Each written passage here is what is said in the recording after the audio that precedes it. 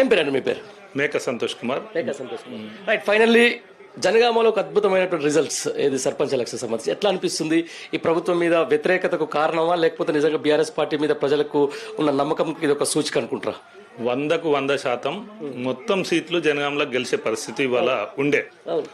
పోలీసును పెట్టి ఎన్నో దుర్మార్గం ఆలోచనలు చేసి ఈ గవర్నమెంట్ రేవంత్ రెడ్డి ప్రభుత్వం పోలీసును సొంత పార్టీకి వాడుకొని వాళ్ళ పార్టీ కార్యకర్తల్లాగా వాడుకొని నిర్బంధాలు చేసి మా నాయకులను అన్ని ఊళ్ళో ఎక్కడైతే గెలుస్తారో అక్కడక్కడ పోయి మా నాయకులను నిర్బంధం చేసి హౌస్ అరెస్ట్ చేస్తే ఇవాళ ఇట్టి పరిస్థితుల్లో కూడా 90% సర్పంచులు జనగామ నియోజకవర్గంలో గెలుచుకున్నాం. గతం నుంచి కూడా ఈ జనగామ అడ్డా గులాబీ జెండా అడ్డా. ఆ రోజు ఉద్యమంలో కూడా ఉద్యమానికి ఊపిరి పోసిన గడ్డ ఇవాళ జనగామ అడ్డా.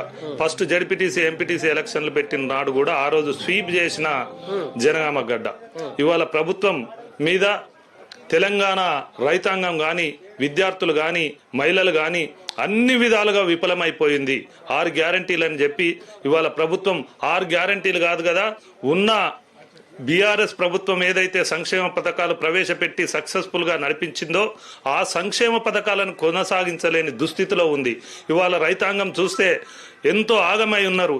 ఇవాళ బీఆర్ఎస్ ప్రభుత్వంలో, కేసీఆర్ గారి ప్రభుత్వంలో రైతులు రాజుగా చేస్తే ఇవాళ రైతును బిచ్చమడుక్కునే స్థితికి తెచ్చిన ప్రభుత్వం రేవంత్ రెడ్డి ప్రభుత్వం. ఇవాళ ఆ రోజు రైతు ఇబ్బంది పడొద్దని చెప్పి రైతుకు నిండుగా నీళ్లు, నిండుగా కరెంటు, నిండుగా ఎరువులు, నిండుగా విత్తనాలు ఇస్తే ఇవాళ ఎరువులకు చెప్పులు లైన్లు పెట్టి యూరియా కోసం చెప్పులు లైన్లు పెట్టే దుస్థితికి తీసుకొచ్చిన ప్రభుత్వం రేవంత్ రెడ్డి ప్రభుత్వం. ఇవాళ ప్రజలందరూ చూస్తున్నారు, అన్ని గమనిస్తున్నారు. బీఆర్ఎస్ ప్రభుత్వంలో నీళ్లు ఎట్లా వచ్చినాయి, బీఆర్ఎస్ ప్రభుత్వంలో ఎరువులు ఎట్లా వచ్చినాయి, కేసీఆర్ రైతుల్ని ఎంత రాజుగా చేసిందంతా ఇవాళ ప్రజలందరూ ఒక్కసారి మోసపోయిన్లు, మళ్ళొక్కసారి మోసపోవద్దనే ఉద్దేశంతో ప్రజలందరూ కంకణబద్దులై ఉన్నారు. ఓకే, అంటే ఏం చెప్పబోతున్నారు ఈరోజు?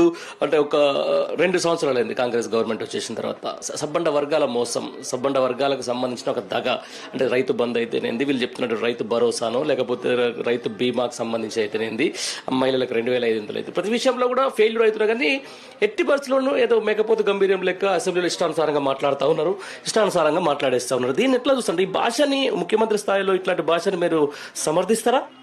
ఇవాళ రేవంత్ రెడ్డి అనేటోడు ఒక ఆయనకు ముఖ్యమంత్రి స్థాయి లేదు. ఆంధ్ర నాయకుల లాబియింగ్ తో కాంగ్రెస్ అధ్యక్ష పదవి తెచ్చుకుండు. అదే చంద్రబాబు నాయుడు, అదే బీజేపీ వాళ్ళని పట్టుకొని ఇక్కడ తెలంగాణ రాష్ట్రం ఏర్పడ్డ తర్వాత ఆంధ్ర లాబియింగ్ ద్వారా, ఆంధ్ర డబ్బుల ద్వారా ఇక్కడ రేవంత్ రెడ్డి కాంగ్రెస్ అధ్యక్షునిగా అయిన తర్వాత అదే లాబియింగ్ ద్వారా ఇవాళ తెలంగాణ రాష్ట్రాన్ని ఆగం చేయాలనే, మన నీళ్లను దోపిడీ చేయాలనే కుట్రతోని చంద్రబాబు నాయుడుతో కలిసి కుట్ర చేస్తూ ఇవాళ తెలంగాణను ఆగం చేస్తుంది. ఆయనను ముఖ్యమంత్రి అనే కంటే ఒక చూడడం మంచిది అనేది నా అభిప్రాయం.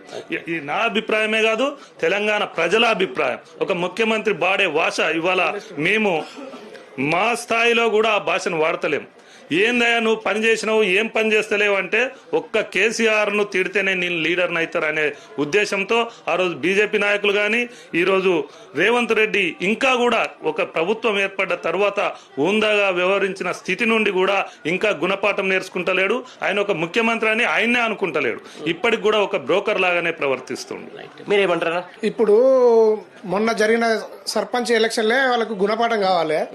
జనగామ నియోజకవర్గ వ్యాప్తంగా మా జనగామ ఎమ్మెల్యే పల్లారాజేశ్వర రెడ్డి గారు చేసినటువంటి హాస్పిటల్ కావచ్చు, ఏ ఆపద సంపదకైనా మంచికి చెడుకు ప్రతిదానికి ఆయన అన్ని వర్గాల ప్రజలతోటి, అన్ని వర్గాల నాయకులతోటి, కార్యకర్తలతోటి పార్టీలో సంబంధం లేకుండా చేస్తున్న సేవను గుర్తించి పల్లారాజేశ్వర రెడ్డి గారి పెట్టిన అభ్యర్థులను ఇక్కడ ప్రజలు పట్టం కట్టడం జరిగింది. అలాగే గత ఎన్నికల్లో కాంగ్రెస్ పార్టీ అనేక హామీలు ఇచ్చింది. ఆ 420 హామీలను ఏ ఒక్క హామీలు అమలు చేయలేని ఆలోచనతోటి వాళ్ళు కాంగ్రెస్ పార్టీకి వ్యతిరేకంగా ఇవాళ బీఆర్ఎస్ పార్టీ అధికారంలో ఉన్నప్పుడు చేసిన పథకాలను ఇప్పుడు కూడా అవే కొనసాగుతున్నాయి. కాబట్టి అవిటినే దృష్టిలో పెట్టుకొని ఇలా సర్పంచ్ ఎన్నికల్లో ఫలితాలు 1 సైడ్ గా ఇచ్చిర్రు, అది చూసిండ్రు. మామూలుగా నేను ఏమంటాడు, అసలు నాకు వచ్చింది ఒకటే రియల్ ఎస్టేట్ మీద కూడా కావాలని చేస్తున్నారు. నిజంగా ఎట్లా అనిపిస్తుంది? జనగామ లాంటి ప్రాంతాల్లో ఇదివరకు కేసీఆర్ గవర్నమెంట్ ఉన్నప్పుడు 1 ఎకరం దగ్గర 30 నుంచి 40 లక్షల దాకా పోయినటువంటి సందర్భం. ఏంది ఇక్కడ పరిస్థితి ఏంది తాజాగా ఈ కాంగ్రెస్ గవర్నమెంట్ వచ్చిన తర్వాత ఎట్లా ఉంది? కాంగ్రెస్ గవర్నమెంట్ వచ్చినాక కేసీఆర్ గవర్నమెంట్ ఉన్నప్పుడు నడి ఎండాకాలంలో మత్తలు దింకినటువంటి పరిస్థితి ఎక్కడ చూసినా ఊటలు చెల్మెలు వారేటి ఇవాళ ఎక్కడ చూసినా ఆ వాటర్ కాదు కదా ఎట్లా తాగుదామంటే నీళ్లు లేవు మనుషులు తాగుదామంటే అప్పుడు మిషన్ భగీరథ ద్వారా వచ్చిన నల్ల నీళ్లు తప్ప మిగతా నీళ్లు ఎక్కడ నల్ల నీళ్లు లేకపోతే ఒక గవర్నమెంట్ పరిస్థితి ఏర్పడేది. ఒకప్పుడు కేసీఆర్ గారు ఉన్నప్పుడు జనగామ ప్రాంతం లాంటి మెయిన్ రోడ్లలో ₹1,00,00,000 80 లక్షలు 70 లక్షలు అనేది ఇవాళ కనీసం ఏదో బిడ్డ పెళ్లి ఉన్నది లేకపోతే ఆపతున్నది సాపతున్నది కొనటం నాదులు లేడు. ఎకరాలు లక్షలు ఇచ్చిపెట్టిగా కొనే భూములు అనంటే కొనే నాదులు లేడు. అటువంటి పరిస్థితి తీసుకొచ్చిండు. అట్లాగే కేసీఆర్ గారి కుటుంబంలో కూడా చీలికలు తీసుకొచ్చి మనం ఆడబిడ్డను గౌరవించుకుంటాం. అటువంటి ఆడబిడ్డ మీద కూడా ఆడబిడ్డతో కూడా కుట్రలు చేసి ఇవన్నీ చేస్తే కూడా ఏం పారలేదు. సర్పంచ్ ఎలక్షన్లో 4,000 పైచిలకు స్థానాలు మనం గెలిస్తే మళ్ళీ ఏం చేయాలని మళ్ళా నిన్న మొన్న ఏదో కన్నీరు నాటకం ఆడిపిస్తుండు మా ఆడబిడ్డతోటి. ఖబర్దార్ రేవంత్ రెడ్డి, నీకు మళ్ళీ ప్రజలు వచ్చే జడ్పీటీసీ ఎంపీటీసీ ఎలక్షన్ లో కర్రు కాల్చి వాత పెడతారు.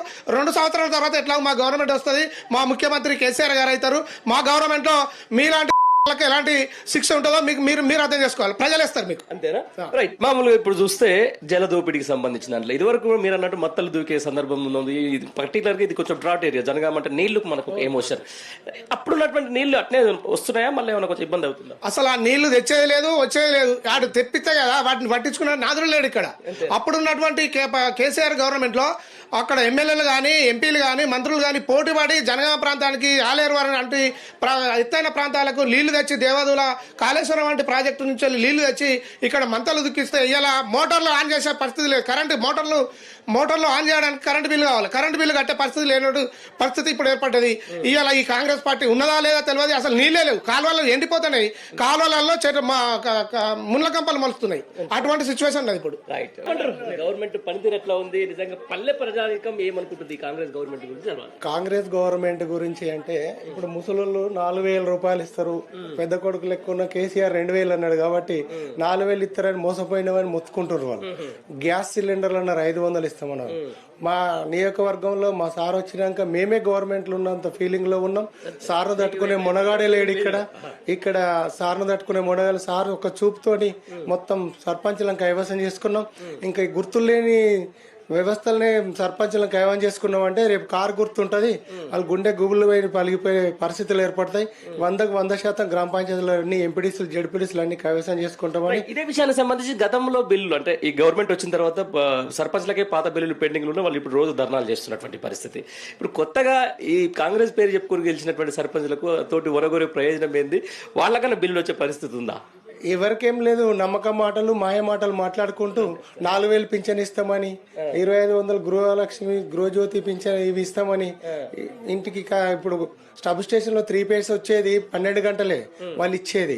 24 గంటలని రికార్డు రాసి మా హరీష్ రావు గారు సుతా తనిఖీలు చేసి దొరకబట్టి చెప్తే వాళ్ళు అధికారులు మేము ఏం చేస్తామండి వాళ్ళు చెప్పింది చేస్తామంటారు. వాళ్ళు ఇచ్చేది 12 గంటలు, చెప్పేది 24 గంటల కరెంటు. కాబట్టి ఒక్క మాట చెప్పేది 99% మొత్తం పచ్చి అబద్దాలే, వాళ్ళు నోరు తెరితే అబద్దాలే.